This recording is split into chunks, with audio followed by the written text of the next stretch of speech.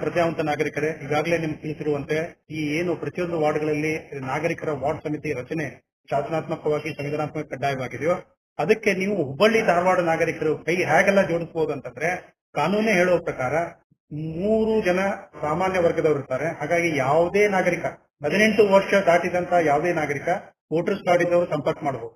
ನಮ್ಮ ಹುಬ್ಬಳ್ಳಿ ಧಾರವಾಡ ವಾರ್ಡ್ ಸಮಿತಿ ಬಳಗದ ಸಂಚಾಲಕರ ಸಂಖ್ಯೆ ಆಗ್ಲಿ ಅಥವಾ ನನ್ನ ಸಂಖ್ಯೆ ಆಗ್ಲಿ 6363107127 6363107122 ಗೆ ಸಂಪರ್ಕ ಮಾಡಿದಾಗ ನಾವು ನಿಮ್ಗೆ ವಾಟ್ಸ್ಆಪ್ ಗ್ರೂಪ್ಗೆ ಲಿಂಕ್ ಅನ್ನ ಕಳಿಸ್ತೀವಿ.